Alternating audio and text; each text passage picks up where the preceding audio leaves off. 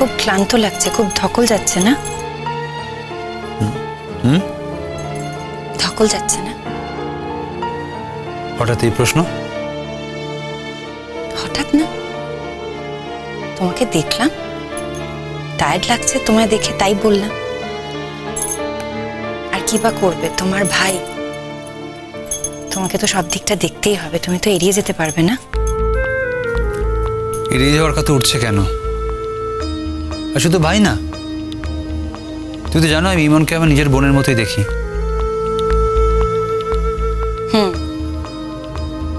ও কিন্তু এখন অনেক ভালো আছে। আশা করবো তাই যেন থাকে। তাই আমার মনে হয় কাল থেকে আর অত সকাল সকাল তোমার না গেলেও চলবে। কেন বলো তো? মানে আমার তো যেতে কোনো অসুবিধা হচ্ছে না। তোমার কোনো অসুবিধা না হলেও রণর বোধহয় ব্যাপারে অসুবিধা হচ্ছে। আমি ভেবেছিলাম কথাটা তোমাকে বলবো কি বলবো না, দোনামোনায় ছিলাম, কিন্তু তারপর আমার মনে হলো কথাটা তোমাকে বলা উচিত, তার কারণ তুমি আমার স্বামী। কি বলো তো? আমার রণও এটা পছন্দ করছে না যে আমরা এত ঘন ঘন ওখানে যাচ্ছি। হ্যাঁ, কিন্তু সেটা আমরা যাই বলে নাকি তুমি যাও বলে? প্রথমে আমিও তাই ভেবেছিলাম, কিন্তু তারপর ওর অ্যাটিটিউড, ওর কথাবার্তা শুনে মনে হলো যে ও চায় না যে অন্য কেউ যাক। ইমনের সঙ্গে খুব সম্ভবত একাই ইন্টারঅ্যাক্ট করতে চায়। এই কথাটা রণ তোমায় বলেছে? তুমি যদি আমাকে কথা দিয়ে প্রমাণ করতে বলো তাহলে আমি প্রমাণ করতে পারবো না, সত্যি। কিন্তু ওর কথা শুনে, ওর হাব ভাব দেখে আমার মনে হলো যে এটাই বলতে চাইছে। ওর ব্যাপারটা পছন্দ হচ্ছে না যে আমরা সকলে যাই, গিয়ে ইমনের সঙ্গে দেখা করি, কথা বলি। আমার মনে হয় ইমনের যত্ন নিজেই নিতে চায়। আর ওর বোধহয় মনে হচ্ছে যে এত লোকের ভিড়ে সেটাও একা করতে পারছে না, হয়তো আরো বেশি সময় নিজের মতো করে ইমনের সঙ্গে কাটাতে চায়। এই কথা রণ নিজে বলেছে? না বললে আর বলছি কেন বলো? আমি ভেবেছিলাম তোমাকে কথাটা প্রথমে বলবো না, কিন্তু তোমাকে খুব কাছ থেকে দেখে আমি বুঝতে পেরেছি যে যে কোনো বিষয়ে তুমি খুব তাড়াতাড়ি ইনভলভড হয়ে যাও। তোমার যদি কারোর প্রতি কোনো অ্যাটাচমেন্ট তৈরি হয় তাহলে তুমি সব সময় তোমার বেস্টটা সেখানে দিতে চাও। And it's so natural, it's so good. সেটাই হয়তো স্বাভাবিক, আমরা সবাই হয়তো তাই করি। কিন্তু ইমন তো বিবাহিত মেয়ে, আর ওকে দেখার জন্য তো রণও আছে। ওদের মধ্যে আগে যাই গন্ডগোল হয়ে থাকুক না কেন, এখন কিন্তু ওদের মধ্যে সব মিটমাট হয়ে গেছে, প্যাচাপ হয়ে গেছে। প্যাচাপ হয়ে গেছে?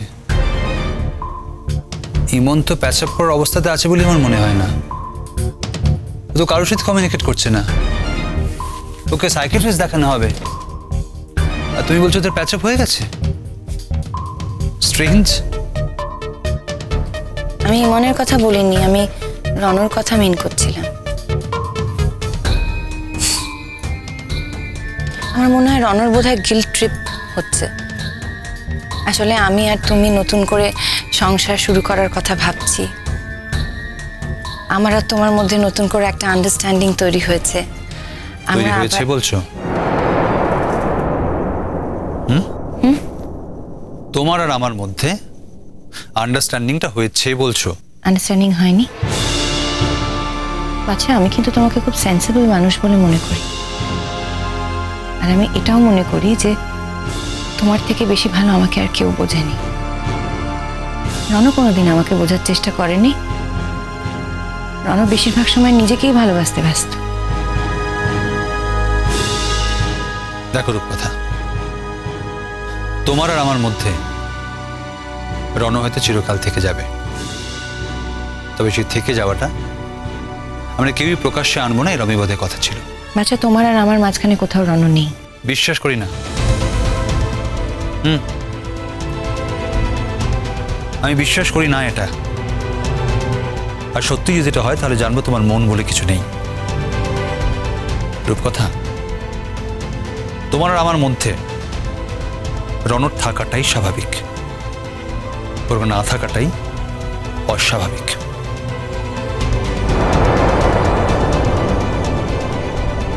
যেমন করেই হোক আমি তোমাকে আমার দিকে ফেরাবই বাচ্চা। রনর কাছ থেকে পাওয়া অপমান আমি আর হজম করব না।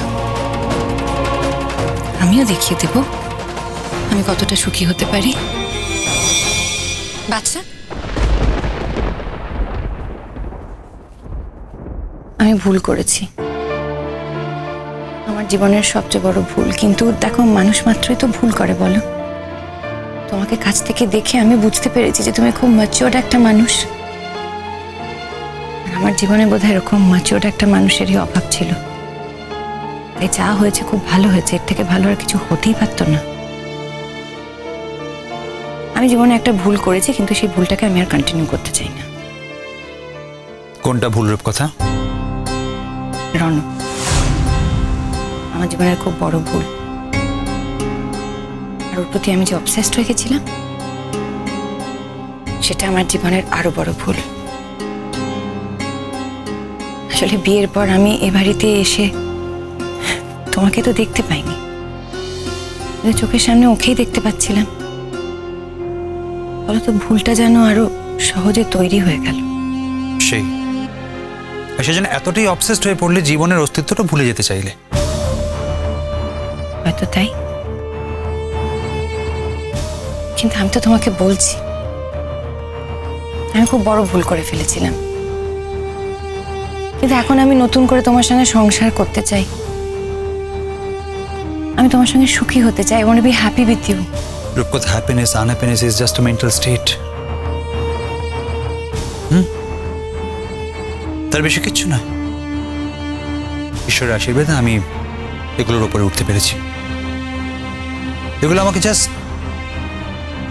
বদারই করে না। আর সত্যি বদার করে না? সত্যি তুমি আমাকে নিয়ে সুখী হতে চাও না? ইচ্ছে করেছিল, ভীষণ ইচ্ছে করেছিল প্রথম দিনই, কিন্তু সেই ইচ্ছে খড়কুটোর মতো বানের জলে ভেসে গেছে রূপকথা। আমি জানি সবকিছু আমার জন্যই হয়েছে, সবকিছুর জন্য আমিই দায়ী। আচ্ছা, তুমি বলছিলে না তুমি কয়েকদিনের মধ্যেই ফিরে যাবে? আমি তোমার সঙ্গে যাব। কিন্তু তোমার আজ কি হয়েছে বলো তো?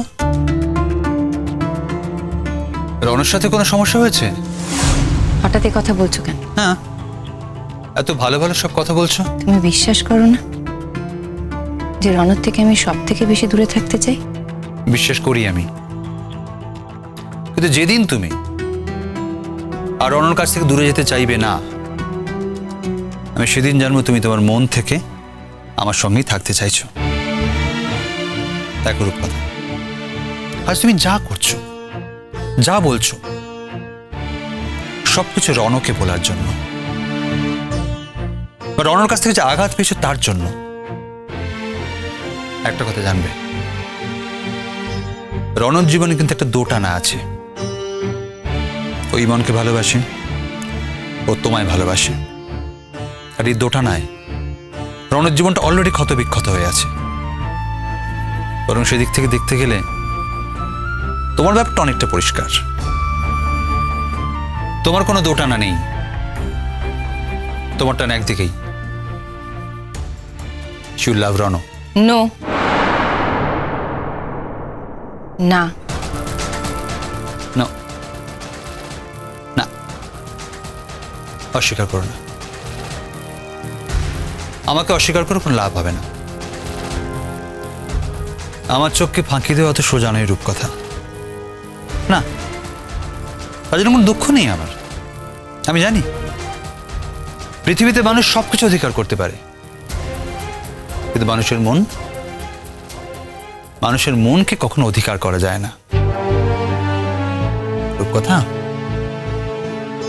তাছাড়া রনো আমার ভাই, তোমার জাস্ট পরিচিত নয়, জাস্ট প্রতিবেশী একজন কেউ নয়, আমার ভাই রনো। এক্ষেত্রে খুব বেশি নিচে আমি নামতে পারবো না। হ্যাঁ, খুব বেশি রুচিহীন কিছু করতে পারবো না আমি। আমি তো ভারতপক্ষে আলোচনার মধ্যেই ঢুকতে চাই না। তুমি বারবার ইনভাইট করো। দেখো রূপকথা, আমি তোমাকে অ্যাকসেপ্ট করেছি আমার জীবনে একরকম ভাবে। পৃথিবীতে বহু স্বামী স্ত্রী আছে যারা একসঙ্গে থাকে পরস্পর, কিন্তু তাদের মন তাদের দুজনের কাছে থাকে না, অন্য কোথাও থাকে। পৃথিবীতে একেবারে নতুন কোনো ঘটনা নয়, তাই এই অবধি ঠিক আছে। কিন্তু সেটা জোর করে অস্বীকার করে তুমি আমাকে ভালোবাসো এটা বোঝাবে, প্লিজ এই চেষ্টাটা করো না।